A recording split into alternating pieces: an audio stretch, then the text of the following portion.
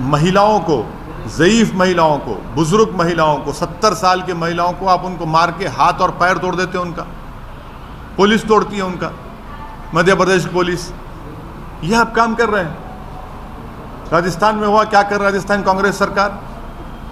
भाई आपकी सरकार ने उनको परमिशन दिया, जब परमिशन आप देते हैं तो कैसा वायलेंस होता है? फिर घर जलाए जाते हैं, वहाँ पर दुकानें जलाई जाती हैं, टारगेटेड घर जलाए जाते हैं राजस्थान में, कर्नाटक में होता है ये। तो ये पूरे कंट्री में इतने 6-7 प्रदेशों में अगर हो रहा है तो ये देखिए, ये एक ऐसा नहीं है, पूरा प्लानिंग से हो रहा है ये। और आप टारगेट कर रहे हैं वो मुस्लिम माइनॉरिटीज़ को। सिर्फ क्यों कर रहे हैं भाई मुस्लिम टारगेट? आप पहले आप बोलते हिजाब नहीं पहन सकते, सेकुलर स्टेट है, गोश्त नहीं खा सकते, सेकुलर स्टेट है क्या? फिर आप कानून बना देते फिर उसके ऊपर। कहाँ पे रुकेगा बात? ये mob lynching, state sponsored violence, अब स्टेट कॉम्प्लिसिट वायलेंस, और संघ परिवार लो इंटेंसिटी वायलेंस कर रही पूरे देश में। ये परफेक्ट कर चुके हैं अपनी चीज़ को, लो इंटेंसिटी वायलेंस करते हैं, यहाँ करो, वहाँ करो, इधर करो। सरकार की जिम्मेदारी बताइए, सरकार की जिम्मेदारी है नहीं है। आप सो रहे थे, कैसा दंगा होने दिया आपने? कितने पुलिस वालों को सस्पेंड किया आपने? कितने आईपीएस अफसरों को सस्पेंड किया आपने? इससे बात साबित हो रही कि आपकी पूरी रजामंदी से, जिसको हमने कहा अंग्रेजी का लफ्ज स्टेट कॉम्प्लिसिट वायलेंस है, बिहार में होता है, हमारे खिलाफ बातें करते हैं, बकवास करते हैं। कैसे मस्जिद के बजा के झंडा लगाते हैं भाई, आप बताइए, कैसे लगाते हैं? कोई भी इसका जिम्मेदार कौन है? मैं हूं जिम्मेदार उसका। तो ये सब चीजें हो रही हैं। सर, करौली में बीजेपी तो ये एलिज कर ली कि एक्सोडस हो रहा है हिंदूज का, और कोई पुलिस वाला कुछ बोल रहा है सर, वहाँ पुलिस वाला एडमिट करिए कि कैमरा पे गवर्नमेंट का फेलियर था इसमें। राजस्थान करौली में जो कुछ हुआ, मध्य प्रदेश में जो कुछ हुआ, गुजरात में आनंद, हिम्मतनगर, खंभाट में जो कुछ हुआ, कर्नाटक में जो कुछ हुआ, गोवा में जो कुछ हुआ, वहाँ की सरकारों की रजामंदी से ये स्टेट कॉम्प्लिसिट वायलेंस हो रहा है। और टारगेट पे कौन है? कौन उस प्रोसेशन का परमिशन देता है? सरकार देती है। तो सरकार जब देती है तो सरकार कैसे वायलेंस होने देती है वहाँ पर? और फिर मध्य प्रदेश में, राजस्थान में घर जलाए जाते हैं, दुकानें जलाई जाती हैं। आस्था के लिए आस्था मेरी आस्था नहीं है क्या? मेरी आस्था भी हिजाब पहनना मेरी आस्था नहीं है। तो आप एक काम करिए ना, फिर जितना एक्सपोर्ट होता है गोश्त उस दौरान में बैन करिए इंडिया में। मैंने गोश्त का एक्सपोर्ट आप बैन नहीं करेंगे क्योंकि आपको डॉलर मिलते हैं, और वो जो मासूम बेचारा जो दिन में 100 रुपये 200 रुपये कमाता, उसके कारोबार को आप लगाते हैं। आस्था की बुनियाद पर देश चलेगा या संविधान के ऊपर चलेगा? बता दीजिए आप। फिर मेरी आस्था क्या होगा बताइए? मेरी आस्था भी है, रमजान है, फिर शराब की दुकानें क्यों खुली पड़ी हुई है? क्या देश संविधान से चलेगा या आस्था पे चलेगा आप? यानी आपकी आस्था सबसे इंपॉर्टेंट है और दूसरों की आस्था क्या भाड़ में जाए? आपने हिजाब की बात की तो कहा नहीं भाई यूनिफॉर्म है, फिर यहाँ पर यूनिवर्सिटी में क्या गोश्त खाना क्या आस्था आ गया? कहाँ से देश कौन सी राह पे जा रहा है? बीजेपी को, संघ परिवार को हम शुरू से कह रहे हैं कि जिस राह पे आप इस देश को लेकर जा रहे हैं, इससे देश कमजोर हो रहा है, देश कमजोर हो रहा है। ये सरकार की जिम्मेदारी है। तो आरएसएस कहाँ से सर? आप आरएसएस को? हाँ, आप आरएसएस को नहीं जानते, हम जानते हैं ना। आरएसएस का स्टेट वायलेंस बोल रहे हैं। आपको हम बोलेंगे किताब पढ़ो, we our nationhood defined, bunch of thoughts. ये 2 किताबें आप पढ़ लो, जिसमें आरएसएस के उस वक्त के सर संचालक खुद कह रहे हैं कि जब जुलूस निकलता था तो मैं बाजा बजाता था बोल के।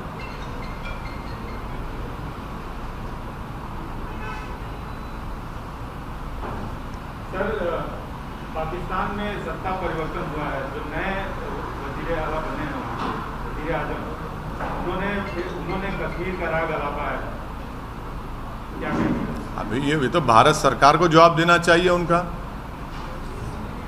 भारत सरकार उनका जवाब दिए, प्रधानमंत्री तो मुबारकबाद पेश कर दी उनको। नहीं, आप हमसे सवाल कर रहे हैं। नहीं सुनिए, नहीं प्रधानमंत्री ने क्या जवाब दिया? प्रधानमंत्री ने मुबारकबाद दे दी उनको, देश के प्रधानमंत्री मुबारकबाद दिए हैं।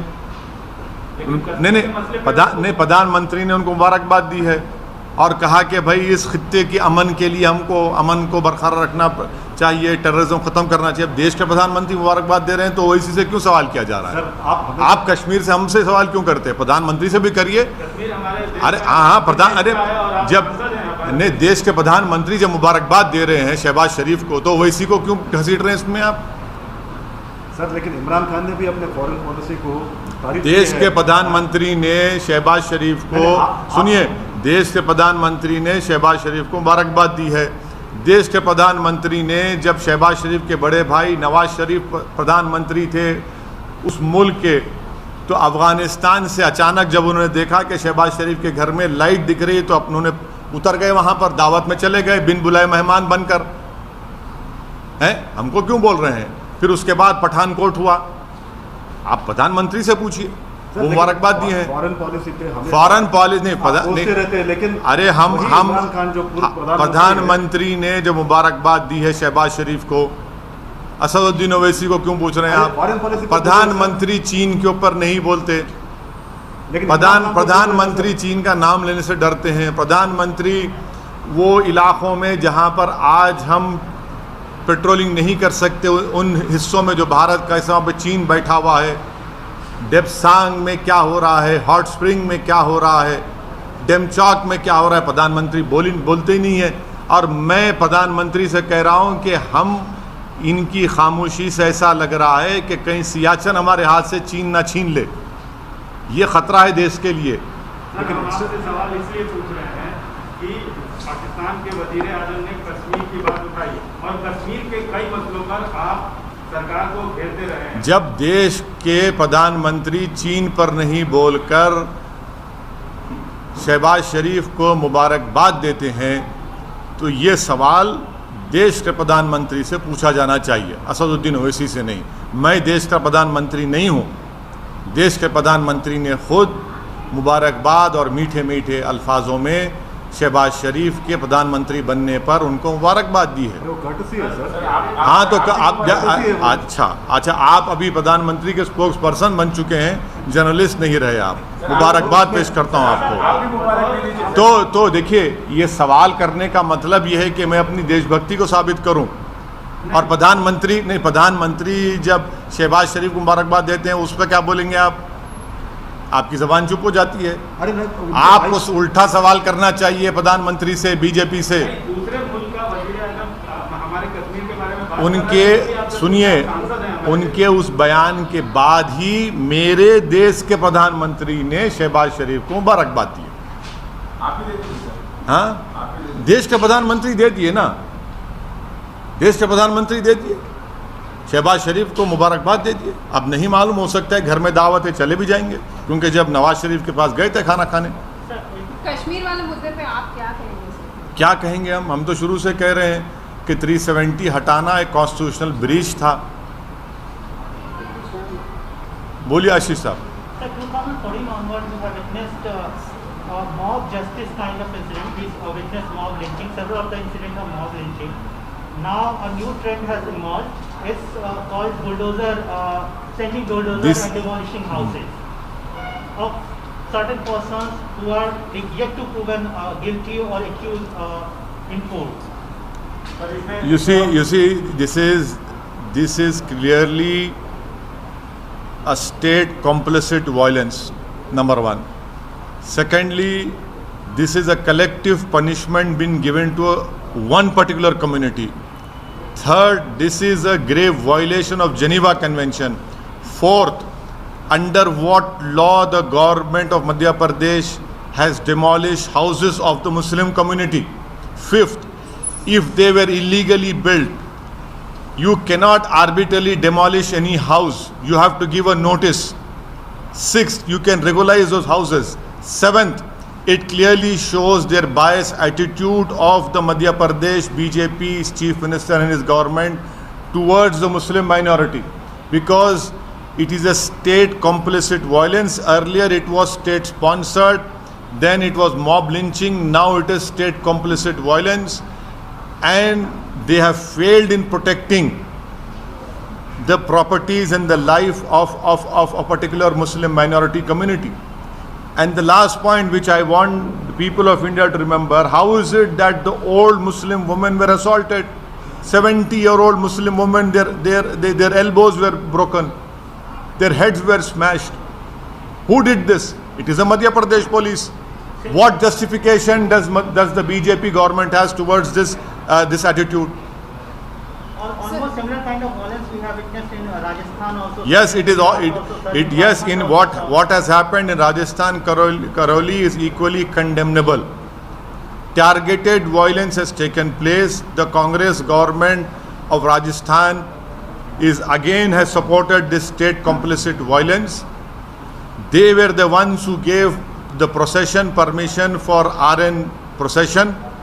It is their responsibility, constitutional responsibility, to protect life and limb and to maintain peace, which the Congress government has utterly failed. And it is their responsibility, and whatever violence has taken place, it is the responsibility of Rajasthan-led Ashok Gehlot government. Jharkhand also witnessed such a similar. Yes, not only Jharkhand, even Karnataka, even Goa, even Karnataka. This RN procession permissions were given by the respective state governments, and they have utterly failed in controlling and stopping this violence. There are certain states where we are expecting those states are going for assembly polls. That is not the issue. The issue is that you have to discharge your constitutional responsibility, which these respective state governments have completely failed. This is what I call state complicit violence. And once again, the Muslim community has been targeted in what happened in all these states in this RN procession. Sir Shivraj Singh Chouhan ने bulldozers चलवाए, आप कह रहे हैं Muslim community को target कर रहे हो क्या? बिल्कुल. कौन से कानून के तहत आप बुलडोजर चला रहे हैं बताइए? इलीगल कब्जा था. इलीगल कब्जा था तो आप नोटिस क्यों नहीं देते? क्या इलीगल कब्जा सिर्फ मुसलमानों का है, दूसरे लोगों का इलीगल कब्जा नहीं है? बड़े बड़े जो बिल्डिंग खड़ी हुई हैं, चाहे किसी भी हो, उसका नहीं है. अगर आप इलीगल है तो आप नोटिस दो उनको या रेगुलाइज करो उनको. एक गरीब का टीन का शेड तोड़कर आपको कौन सी खुशी मिल रही है? ये तो सैडिस्टिक प्लेजर ले रहे हैं आप इन चीजों को कर आप मॉब रूल कर रहे हैं आप. BJP is calling it as exodus. What do you want to say? BJP is calling it as where? Rajasthan. What happened to the violence? If exodus is happening, then what is the Congress-led Ashok Gehlot government doing? How is it that targeted shops are targeted and they were burned?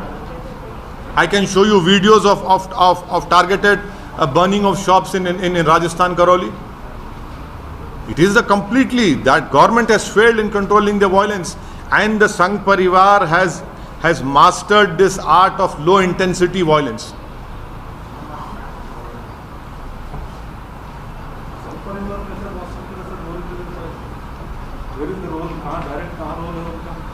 नहीं पूरे आसमान से आए ना, यहाँ के नहीं थे वो. नहीं सही है, बिल्कुल से आसमान से आए थे. और जो वीडियोस जो आ रहे हैं उनके नारों के, उनके प्रोवोकेटिव बकवास के, एक जगह भी लोकलाइज जो भी थे वहाँ पे उनके लोकलाइज. हाँ, और बिहार में मुजफ्फरनगर में वहाँ पर मस्जिद के ऊपर झंडा लगाना. RSS वाला था सर वो. बिल्कुल. कौन रहते फिर वो लोग? कौन है? संघ परिवार. देखिए वो संघ परिवार के लोग हैं, नहीं है. आप तो नहीं ना संघ परिवार के. सर आप आरएसएस को क्यों? संघ परिवार के लोग इस देश में लो इंटेंसिटी वायलेंस करने के लोग मास्टरी हासिल कर चुके हैं. कैसे कोई जुलूस के दौरान में मस्जिद के ऊपर झंडा लगा सकता है? पुलिस क्यों खामोश बैठी थी? क्या हम नहीं देख रहे कि आप हिजाब शुरू होता, कभी गोश्त शुरू होता, कभी दिल्ली का राइट होता, कभी मॉब लिंचिंग होती है? क्या हो रहा है फिर ये? उनका फायदा क्या होता है सर? लोग ये हेट्रेड है. हेट्रेड आप पैदा कर रहे हैं इस देश के नागरिकों के खिलाफ, जो एक मजहब पे चलने वाले हैं. आप उनके खिलाफ हेट्रेड पैदा कर रहे हैं. सर उत्तर प्रदेश में जैसे बुलडोजर हिट हुआ, तो ये मध्य प्रदेश में जो बुलडोजर चला, आपको लग रहा है कि इसका विस्तार है? बुलडोजर का जो कॉन्सेप्ट बना है नया, उसका विस्तार हो रहा है?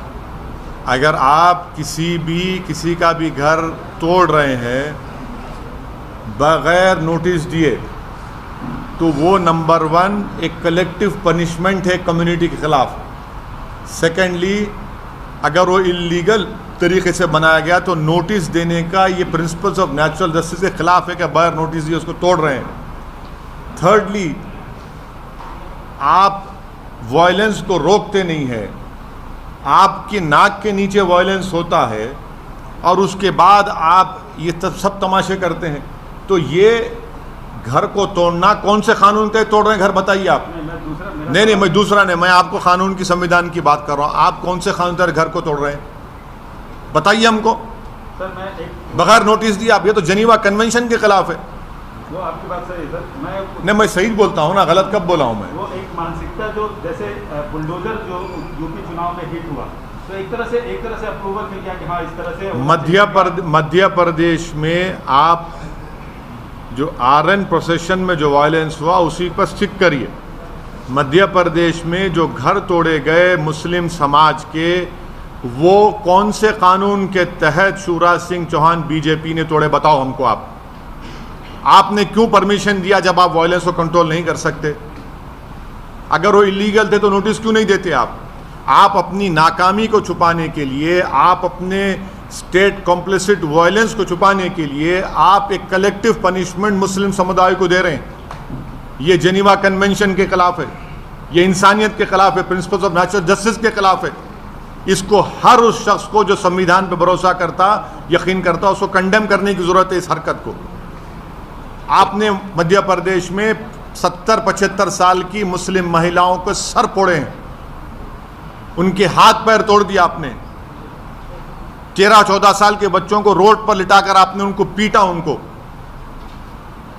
ये आपका गवर्नेंस है।